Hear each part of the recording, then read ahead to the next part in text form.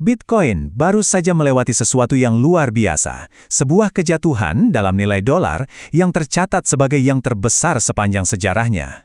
Dan ironisnya, ini terjadi justru saat kita semua mengira pasar sudah jauh lebih matang, lebih stabil karena sudah dimasuki oleh para pemain institusional. Kita di sini nggak lagi ngomongin soal persentase ya, kita bicara tentang nilai dolar murni, jumlah terbesar yang pernah lenyap dari pasar dalam sekejap. Kalau boleh diibaratkan, bagi Anda yang masih bertahan, Anda sebenarnya baru saja selamat dari badai ke-9 terburuk dalam riwayat Bitcoin. Nah, ini dia yang bikin episode kali ini benar-benar menarik. Dulu, setiap kali Bitcoin anjlok separah ini, selalu ada penjahatnya yang jelas, selalu ada cerita di baliknya. Entah itu skandal Mt. Gox, larangan penambangan besar-besaran di Tiongkok, atau bursa raksasa seperti FTX yang tiba-tiba runtuh. Tapi kali ini, sunyi. Nggak ada kambing hitam yang jelas. Protokolnya aman, bursa-bursa besar baik-baik saja, nggak ada berita negatif yang benar-benar signifikan. Justru, kekosongan cerita inilah yang jadi petunjuk terbesarnya. Jadi pertanyaannya, apa yang sebenarnya terjadi di balik panggung? Kalau nggak ada berita utama yang bisa disalahkan, ya mau nggak mau kita harus melihat lebih dalam lagi. Bukan ke narasinya, tapi ke mesinnya, ke mekanisme internal pasarnya itu sendiri. Oke, mari kita coba bedah sama-sama. Hal pertama yang harus kita akui adalah sebuah fakta fundamental. Bitcoin itu bukan lagi aset pinggiran atau mainan para tech entusias. Dengan valuasi yang sudah menembus triliunan dolar, Bitcoin sudah menjadi terlalu besar untuk diabaikan oleh modal institusional. Dan kehadiran mereka mengubah segalanya. Dan saat para institusi ini masuk, mereka nggak datang dengan tangan kosong. Mereka membawa peralatan mereka sendiri, produk-produk keuangan yang kompleks. Ada ETF, opsi, kontrak derivatif, yang semuanya ini kalau digabungkan membangun sebuah mesin raksasa baru yang bisa kita sebut Bitcoin kertas. Nah, ini titik kuncinya. Instrumen-instrumen ini pada dasarnya hanyalah klaim di atas kertas. Mereka ini ibarat bayangan dari Bitcoin yang asli, bukan aset digitalnya itu sendiri.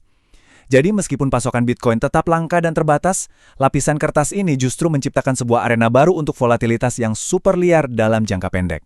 Inilah yang membawa kita ke jantung dari mesin baru ini, sebuah fenomena yang punya nama teknis downside gamma squeeze.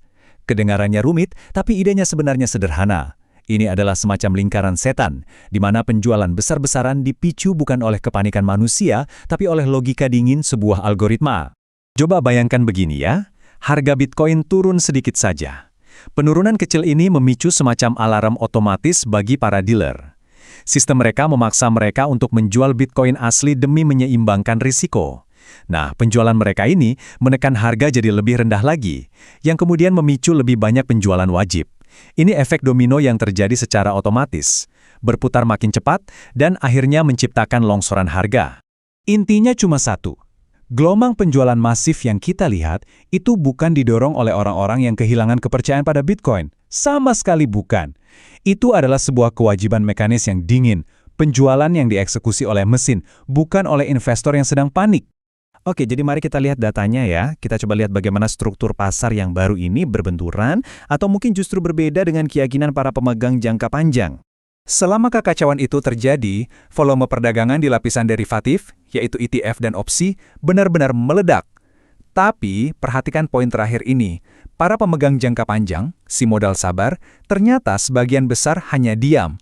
Mereka nggak bergerak. Ini memberitahu kita sesuatu yang sangat-sangat penting. Pusat gempa dari kejatuhan ini ada di lapisan Bitcoin kertas, bukan karena keyakinan fundamentalnya yang retak. Keanehan ini juga kelihatan jelas di sini. Selama periode di mana ada kekhawatiran tentang penurunan nilai mata uang, biasanya aset seperti emas dan perak itu menguat. Tapi lihat Bitcoin, yang sering digadang-gadang sebagai emas digital, justru terjun bebas. Loh, kenapa bisa begitu? Jawabannya untuk saat ini sebenarnya cukup simpel. Pasar masih memperlakukan Bitcoin lebih seperti saham teknologi yang super volatil, bukan sebagai aset lindung nilai seperti emas. Pergerakan harganya dalam jangka pendek masih didikte oleh arus modal spekulatif, bukan oleh tesis investasi jangka panjangnya. Dan yang menarik, di tengah semua ketakutan ini, suara dari institusi besar sekelas Bernstein Research justru mengatakan hal yang sebaliknya. Mereka menyebut ini sebagai argumen bearish terlemah dalam sejarah Bitcoin. Kenapa? Ya karena itu tadi, tidak ada satupun hal fundamental yang benar-benar rusak. Semua ini akhirnya membawa kita pada sebuah kesimpulan yang jauh lebih besar. Volatilitas yang liar, yang sekarang lebih banyak didorong oleh struktur pasar yang baru ini, bukanlah tanda kegagalan. Ini adalah bagian yang tak terhindarkan dari perjalanan Bitcoin untuk menjadi aset moneter kelas dunia. Bagi Anda yang sudah cukup lama berada di dunia ini, cerita ini pasti terdengar sangat familiar kan? Ketakutan, lalu keraguan, lalu media-media besar mulai mendeklarasikan kematian Bitcoin. Tapi siklus ini, dari kepanikan hingga akhirnya pemulihan, sudah kita saksikan terjadi berulang kali. Jadi, kesimpulan akhirnya adalah ini. Apa yang baru saja kita saksikan bukanlah sebuah kegagalan dari Bitcoin. Justru sebaliknya, ini adalah rasa sakit dari sebuah proses pertumbuhan yang tak terhindarkan. Ini adalah proses monetisasi yang sedang terjadi secara real-time di panggung dunia. Jadi, saya akan tinggalkan Anda dengan satu pertanyaan terakhir untuk direnungkan. Setelah kita sama-sama memahami bahwa kejatuhan kali ini lebih didorong oleh struktur daripada psikologi, apakah tesis investasi Anda terhadap Bitcoin benar-benar berubah?